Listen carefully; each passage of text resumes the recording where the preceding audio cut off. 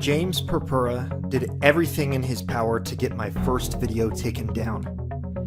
Before, he would try to intimidate me by calling the police on me or threatening to call the police on me. Now his intimidation has escalated a level, and he is trying to intimidate me with his lawyers, which I will cover shortly. That is how threatened he is by the truth I have to tell. I will touch on a few points he made in response to my video. First off, making the claim that I was hiding in the shadows was ridiculous. I used my full name in the video, and I posted the video link right on his Facebook page. He knew who made the video and the claims in it. I never tried to hide in the shadows of internet anonymity. Second, James puts words in my mouth by claiming the only thing I want to expose him of is that he is a convicted felon. He only wishes that was the only thing I was exposing. James only admits to being a convicted felon because that fact is public information and he cannot deny it. James is furious because I won't give up without a fight. He thought he had finished me, but though bruised, I am not beaten. Life has taught me to never give up, to keep fighting no matter who or what I am up against. James claims he doesn't know me. That was not the case when I worked for him. He stole my identity by smothering my light and rewriting a false life story for me. James knew the huge challenges I have overcome in my life, and that is why he wanted to keep me down. He knew my strength, my work ethic, and the person I could become, and he was threatened by that. I know who I am, and I have too much self-respect to tolerate his efforts to silence me. I believe so strongly in standing up to his pathetic bullying tactics that I am willing to face my day in court to tell my story and expose his hypocrisy.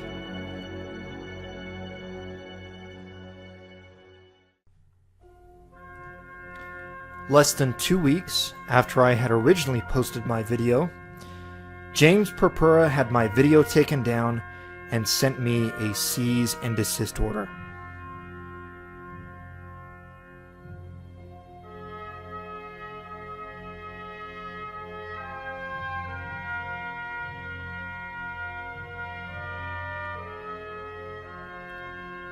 On top of that, he also sent my parents a cease and desist order.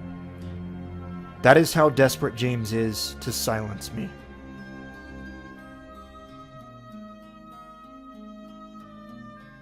What is so laughable about James threatening to sue me is that I should be taking legal action against him. To quote the cease and desist letter, "You have slandered powerful you, Mr. James Purpura, and other employees and representatives of Powerful You, exposing them to public hatred, contempt, and/or ridicule." This sounds like a very good description of the type of treatment I received while working for the tech company James worked at and later owned.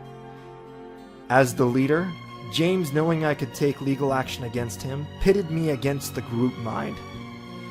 He and his minions in deception essentially turned the entire company against me. Do unto others as you would have them do unto you. The document also says, the continued demonstration of your social media posts have and will continue to cause harm, for which you will be held responsible. James Purpura has a victim mentality. Tom Bilyeu, an entrepreneur and web personality who was a speaker at the first Powerful You event, has a t-shirt I want to buy for James.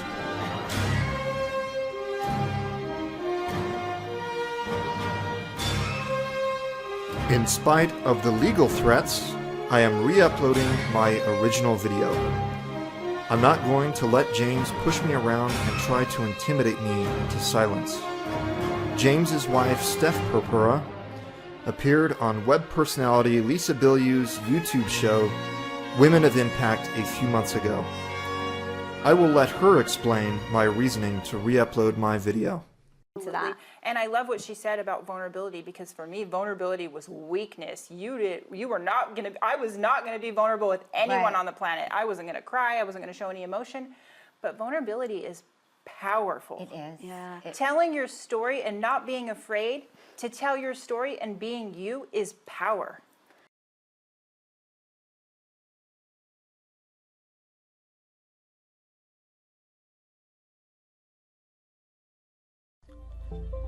Hello YouTube, my name is Kelby Condi, and I want to show you my unique resume and explain how I went from this to this.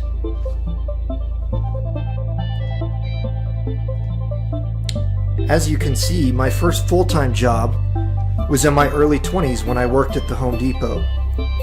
My job was one of service. I worked for about $8 an hour, and I spent my days walking miles in the parking lot in the blistering heat of summer and the frigid temperatures of winter, grabbing every stray cart and piece of garbage in my path. I would also help customers load their purchases, carts and carts of lumber, masonry, and drywall. It was not uncommon for me to assist a contractor in loading 50 bags of concrete into the back of his truck. It was a job of physical labor, but what made my circumstance unique was that I was in extreme physical distress on a daily basis. When I began my job at the Home Depot, I was dying. I could feel my body deteriorating. I had chronic fatigue, chronic sinusitis, muscle weakness and pain, major sensitivity to allergens, 5 stomach ulcers.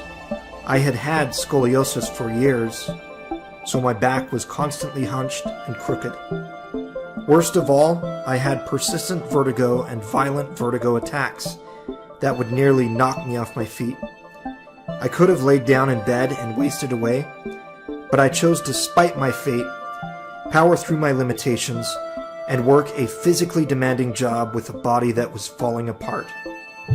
Within 6 months of starting, in August of 2010, I deteriorated to the point that my symptoms could no longer be ignored by others. My parents, seeing that my symptoms were likely neurologically related, took me in to get an MRI, and it was discovered that I had some kind of growth in my cerebellum.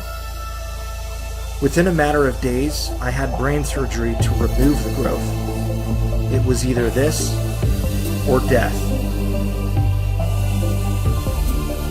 Within 2 months following my brain surgery, guess where I was? Back in the Home Depot parking lot, braving the weather and forcing my body to do work that it screamed it could not. I am no victim of life. I am a fighter. After 3 years of working here, my health and strength was considerably, but not fully, that would take a few more years, improved. My next job was an interesting jump up the ladder from my previous tasks. It was at an up-and-coming construction estimating software company called PlanSwift. I was excited. I took the same work ethic I had at the Home Depot and brought it to this job. This was also the job where I met and worked with James Purpura, then president of Tektura's PlanSwift division, later the owner and CEO of PlanSwift, and currently the CEO of Powerful You. You can also see that I spent about 6 months working for the Oracle Corporation. This is because Oracle acquired PlanSwift in 2016, so everyone at PlanSwift became an Oracle employee for a time. During my time at PlanSwift, I was an excellent employee. I helped thousands of customers and contributed much. But when my time with the company came to an end, as 2016 was wrapping up, I was escorted out of the office by a police officer and terminated by Oracle. A few months later, following this incident, James Purpura had to purchase PlanSwift back from Oracle. When Oracle first acquired us, our company website was proudly adorned with banners celebrating the high-profile tech company's acquisition. But now, James Purpura had to take out 3 second mortgages on his various homes to fund the purchase of PlanSwift from Oracle for around $2 million. This was not an anticipated or planned business move. This was an act of desperation. Back in February 2018, I wrote a document explaining my side of the story. I sent this document as an attachment to several former coworkers. Once again, PlanSwift called the police on me, and once again, seeing that I was not a threat, the police did nothing. I also got an interesting response from one of the original founders of the company, Derek Del Quadro. In fact, PlanSwift's first office was located in Derek's basement. These are some of the things he said in his message. Kelby, I haven't yet read the full document, but I empathize with what you said about Shaston and James. I was a little worried for your safety when you mentioned some of the things James had done, threats and calling the police. He was called a criminal mastermind by his judge for a reason. I felt you were being set up. Be careful. I wouldn't put anything past James. The guy should still be in prison. Since when did 14 felonies render a measly 2-year sentence?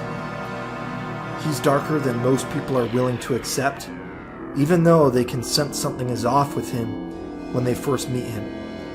He's a master manipulator, a criminal mastermind. He's still a con man and the most despicable human being I know. Those are all strong statements, but that last one is an especially strong statement. You may have noticed that I titled my document Manifesto. Why did I call it this? Let me explain. During my time at PlanSwift, a pervasive rumor abounded that I was going to, quote, shoot up the office.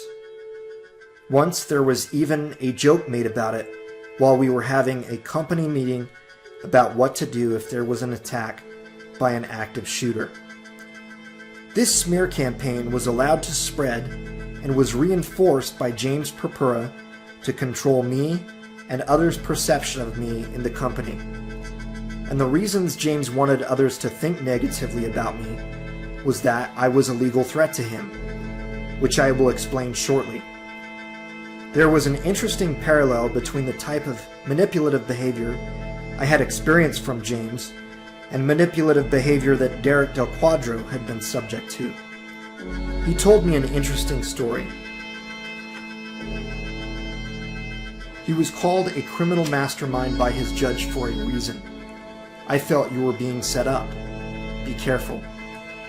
He and Bruce cooked up some story about Bruce being afraid for his life after they wrongly fired Nikki Hatch, and I blew the whistle on what I felt was a form of embezzlement that was being covered up by Bruce and James. The next day, during a meeting where James and Bruce and I went into a small office to talk it out, I recorded the meetings unbeknownst to them. I realized Bruce was carrying a gun. Keep in mind, James persuaded me to go into the office and talk with Bruce because he was afraid for his life. I was told no guns are allowed, as if I were a threat to either one of them. I was put in a setting where the 2 people I had just accused of embezzlement had me in a room while one of them was carrying a concealed firearm. I'm not afraid of James or Bruce, armed or not, and I laughed when I saw it. They were obviously trying to intimidate me, but I'm like you in the sense I'll outwork anyone, and James and Bruce were 2 of the laziest criminals I had ever met. But they are smart, so be careful and watch your back. I wouldn't put anything past James. By the way, the Bruce that he is referring to in his story was PlanSwift's accountant, Bruce Hacking. He now has his own company, Hacking CPA, in Wyoming. Here was my response to Derek's story. I laughed when I heard James convince Bruce that you were a threat to their lives. James cooked up similar lies about me. He had several people in the company convinced I was a threat. I was a threat to him, so he had to portray me as being a threat to everyone else. By being a legal threat to James, he convinced many at PlanSwift and Oracle that I was a violent threat to them as well. He and his assistants in deception even tried to convince the law that I was a threat, which they are still doing, as I'll show later. PlanSwift management first called the police on me in November of 2016, shortly before my termination from Oracle. The night before they called the police, I was so fed up with the persistent rumors of me being a violent lunatic and how these rumors were being used against me to deny me from deserved promotions, attending company trade shows, and getting respect from coworkers in general, that I wrote a Facebook message to a colleague explaining that if he heard the rumor that I wanted to shoot up the office, that he should question the underlying reason why my reputation was being attacked like that. Insanely, this attempt to dispel this rumor was twisted in meaning to be interpreted as though I were making threats. Hence, why I was met by a police officer when I went into the office the next day. Within 2 minutes of talking to the officer, he was able to tell that I was not a threat and that something fishy was going on as to why I was being accused. Before my chat with the officer, Jeff Jensen, PlanSwift's current president, spoke with James on the phone, and they quickly had Oracle put me on paid leave. James eagerly did this, almost as if he had been waiting, itching for me to slip up and say something, anything that could be used against me. Reading Derek's message, it sounded like Derek Del Quadro, one of the founders of PlanSwift, wanted to shoot up the office. Oracle was obviously terrified. To their erroneous knowledge, fueled by the lies of James Purpura and friends at PlanSwift, I was a crazed lunatic on the verge of causing dozens of lawsuits. They wanted to find out my intentions. While I was on paid leave, they periodically called me up and interrogated me like I was a terrorist. I vainly tried to explain why James and PlanSwift were making me out to be a threat. I explained how my previous supervisor's wife wanted to leave him for me, and that despite me distancing myself from the situation, James had gotten involved and taken sides with him as he was related and had an obvious bias. Next thing I know, Oracle started calling back and accusing me of raping my previous supervisor's wife. Things I said in recordings with PlanSwift's on-site therapist, Doug Scavese, were being twisted to be used against me. I was screaming until I was blue in the face to try to get them to understand how I had been set up for years.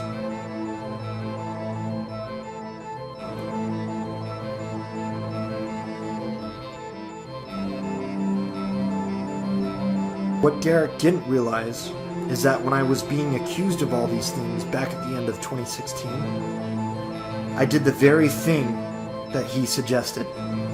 I was so enraged by the injustice of this situation that I called a lawyer for free advice. I told him my story, and he said that I should write a formal complaint and submit it with Oracle HR. This was my formal complaint. My name is Kelby Condi, and I have been employed at PlanSwift for the past 4 years. I would like to issue a formal complaint about my mistreatment at the hands of PlanSwift. This is a formal report of a hostile work environment. In the summer of 2014, I worked from home one day. While working from home, thinking I was in a private place, I decided to disrobe and admire my erection in the reflection of my laptop's monitor. This may seem like a bizarre decision to some, but the context of this circumstance is that I was recovering from an extreme systemic illness that had dragged on for years, destroyed my body, and had nearly killed me. The list of symptoms I suffered from during my early 20s could fill a book. I was more or less an 80-year-old man when I was 20. And here I was in my apartment, thinking I was alone and could enjoy the first real erection I had had in a long time.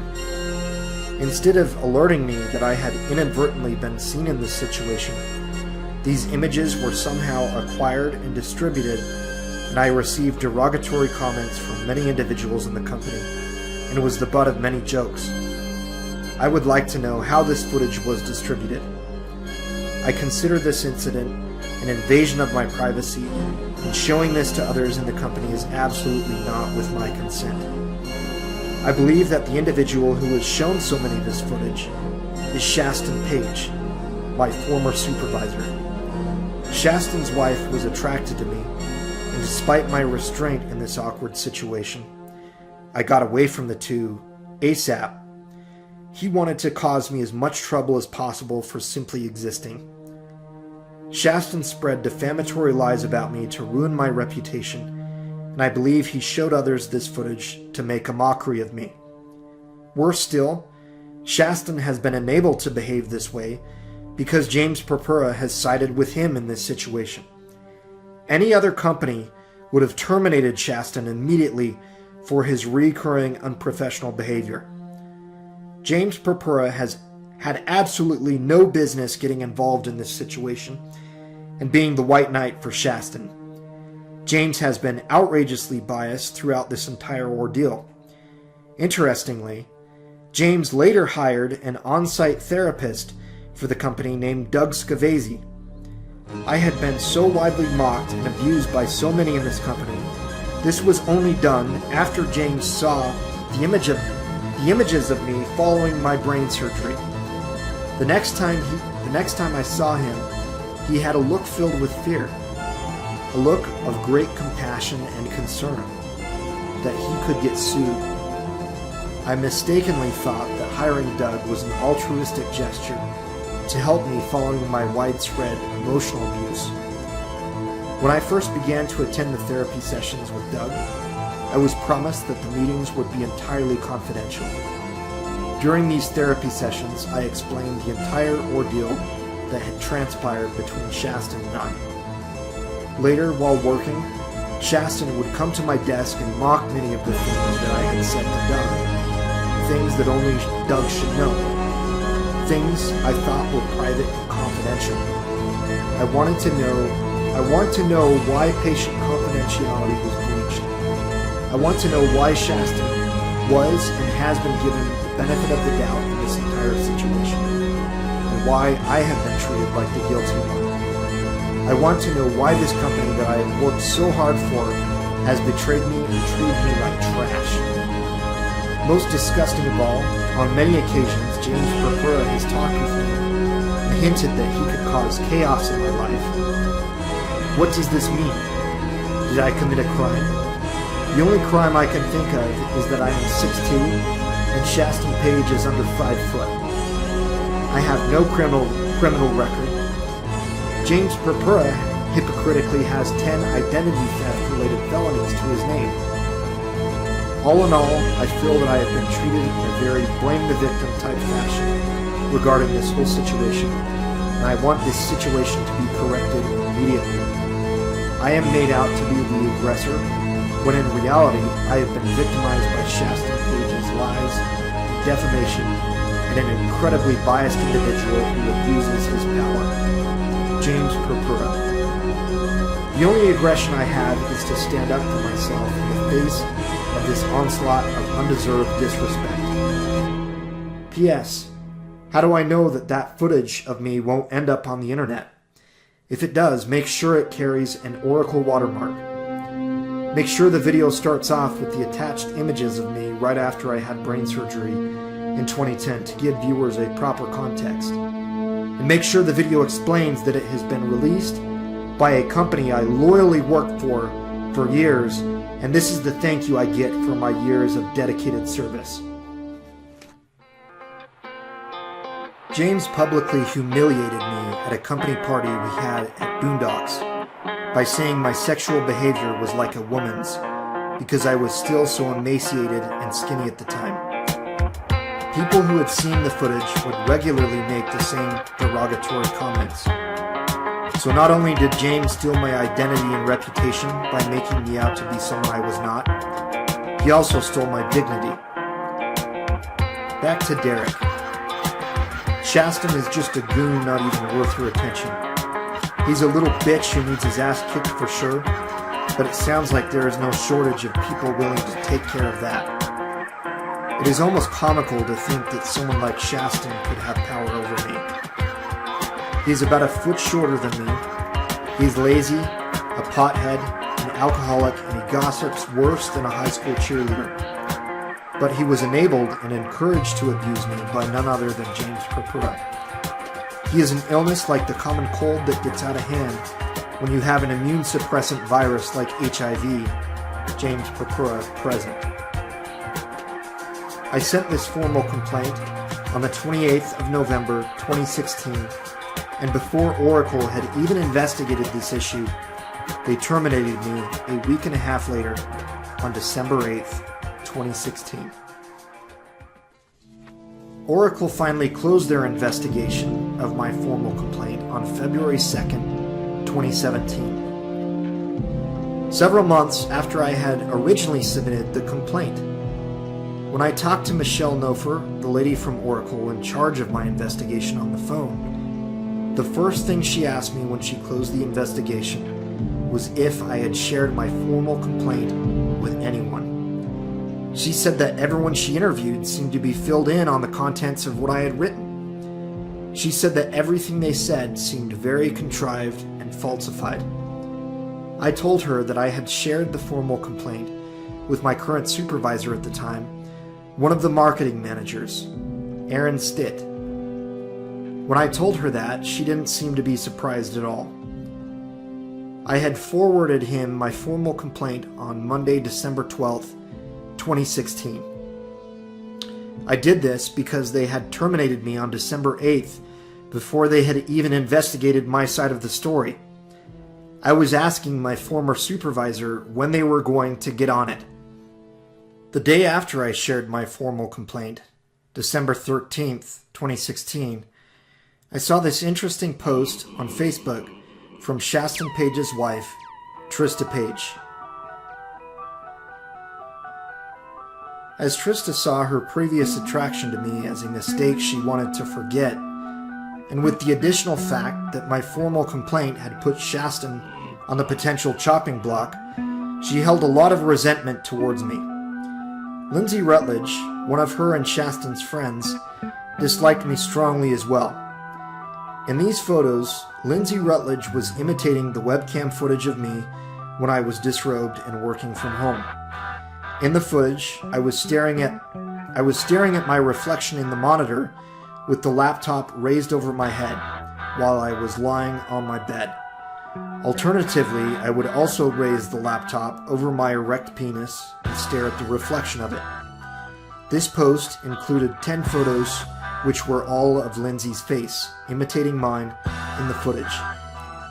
But as Trista indicates, there were a total of 20 photos. The other ones were probably not appropriate to post on Facebook.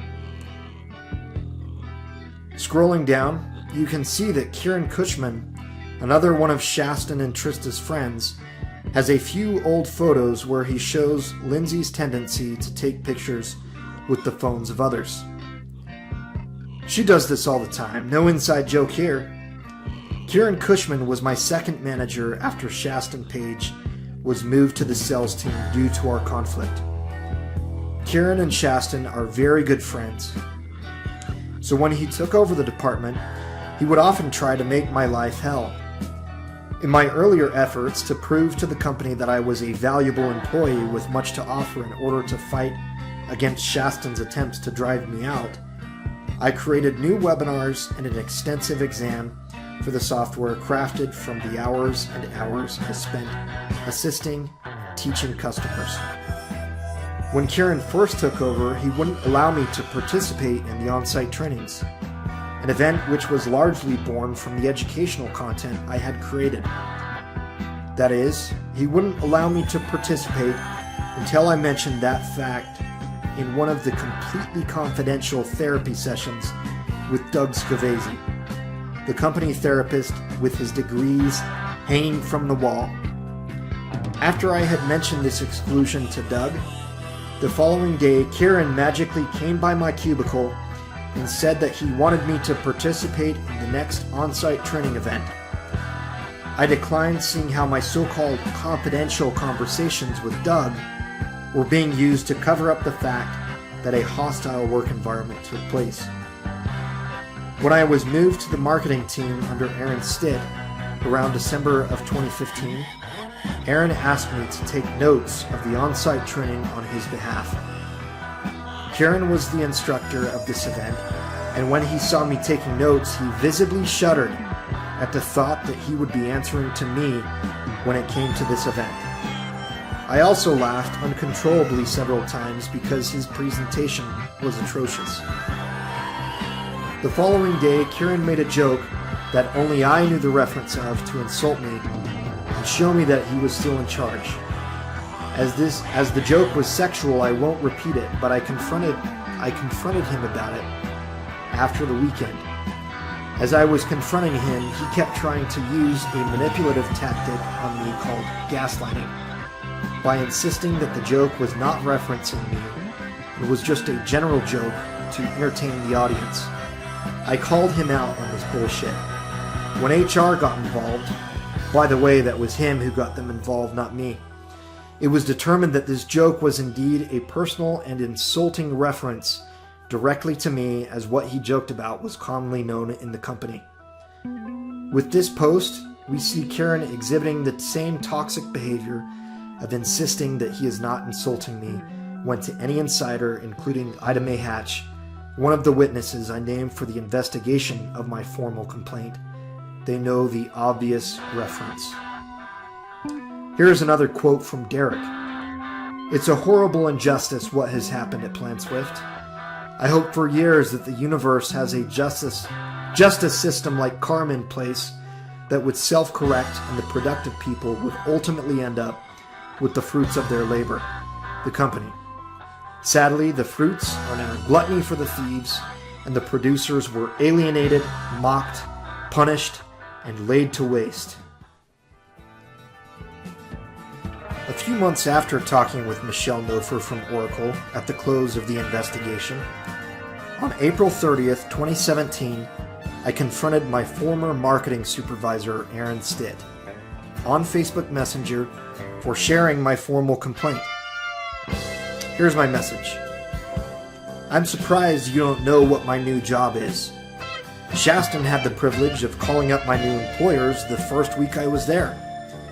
So not only did Shaston get to listen in on my confidential conversations with Doug Skafaki, the on-site therapist providing confidential therapy sessions, not only did Shaston get to show images of my fat cock, sorry about the language, to anyone and everyone in the company with impunity, he also got the privilege to call my new employers.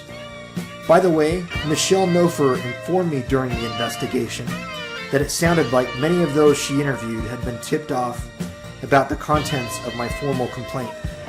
She said the interviews seemed very contrived and falsified.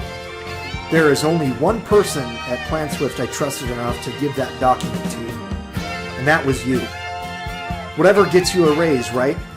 I can just imagine all the deceitful, treacherous cockroaches of PlanSwift management gathering together in the meeting room and taking notes on what I had written to more easily craft their lies to cover their sorry asses. You are easily controlled. You couldn't see that James became your buddy and left poor old Thomas Giles in the dust to kill himself only after I had that rant about James having 10 felonies.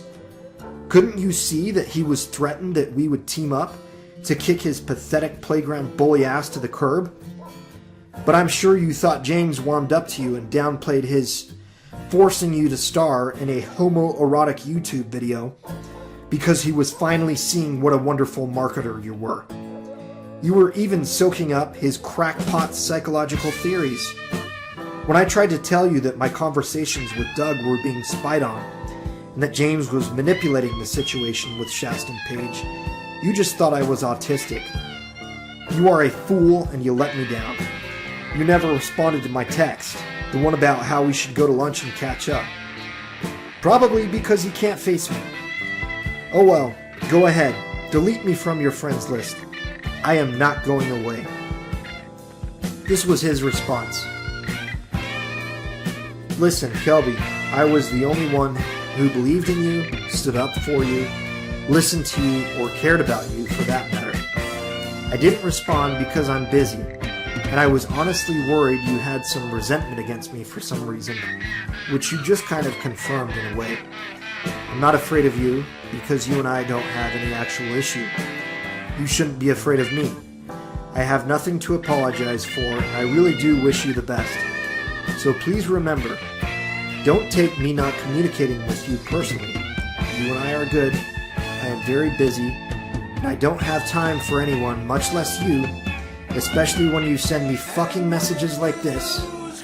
Also, I am not the reason you got fired. I say this from the bottom of my heart. I'm just very fucking busy, but I still think you're a good guy. So don't send messages like this. Other people would call the police if they got this from you. I understand you, and I know probably you're just upset or drunk or both. So anyway, maybe don't text or message me for a bit. This kind of weirded me out. Thank you, Kelby. When you confront a liar with the truth, they lash out like a vampire exposed to the light. They don't like it. They want to call the police on you. It is always illegal to spit some truth at a bunch of liars. If people testify falsely, there can be no justice, and without even the hope of justice, there can be no civilized and decent society. The Hebrew Bible was so adamant on this subject that the punishment imposed on a witness who gave false testimony was the same as the punishment that would have been given to the accused had the false testimony been believed. In early March of 2017, about 2 months before I had sent this message to Aaron, James Purpura bought PlantSwift back from Oracle.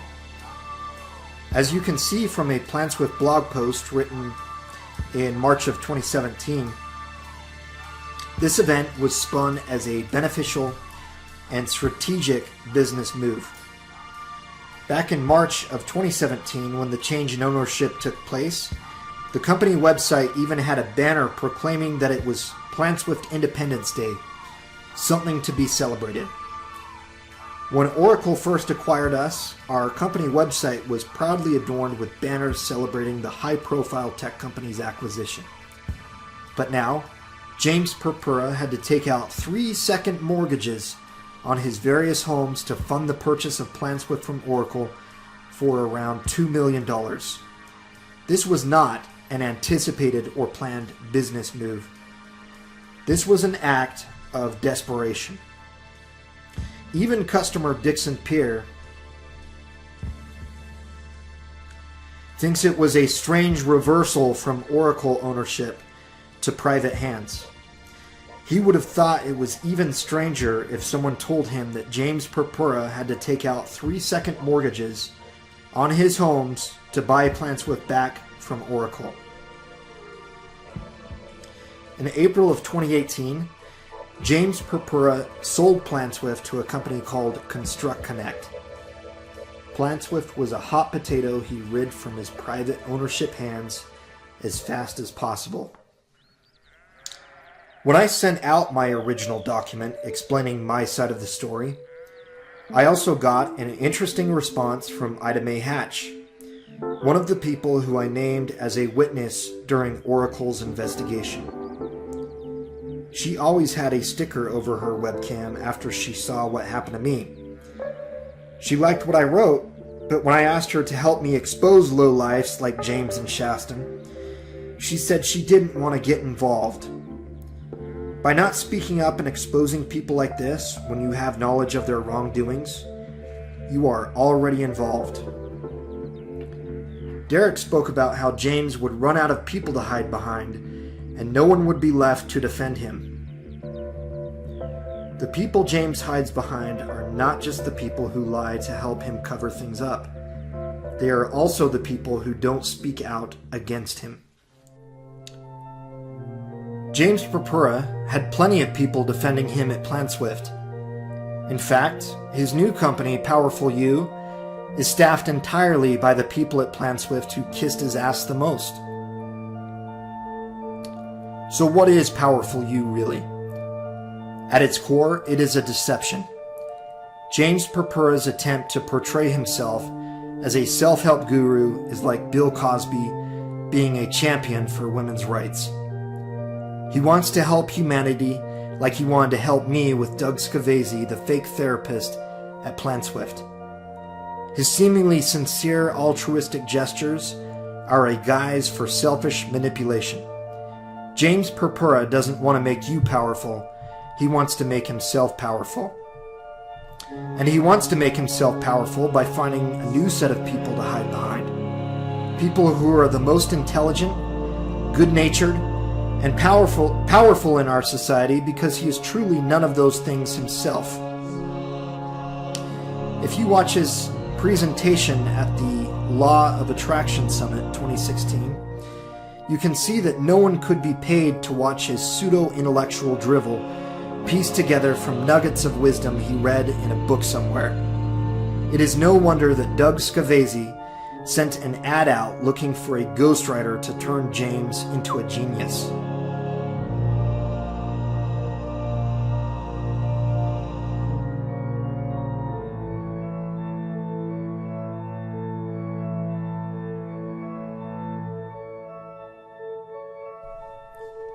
James Purpura's facade of being a self-help guru and wanting to help humanity is a virtue-signaling disguise that has its origins at PlanSwift. When he saw my pictures of me after I had had brain surgery, he understood that his egregious treatment of me would be frowned on by society. So immediately after this, he hired Doug Scavese and started doing company self-help meetings with a message of, the way you were treated at this company wasn't really abuse, and don't sue me. I mean, changing your perception and not being a victim. James also said that PlanSwift would be offering complimentary and completely confidential therapy sessions with Doug Scavese. On the surface, this seemed to be an altruistic gesture, but in reality, these therapy sessions were for James's benefit, not mine. He used these therapy sessions to cover up evidence that a hostile work environment took place. And he even tried to twist my words in these therapy sessions to accuse me of imaginary crimes. Even though I did astounding work for PlanSwift, James would always be blocking my path when it came to me being recognized and rewarded for the work I did.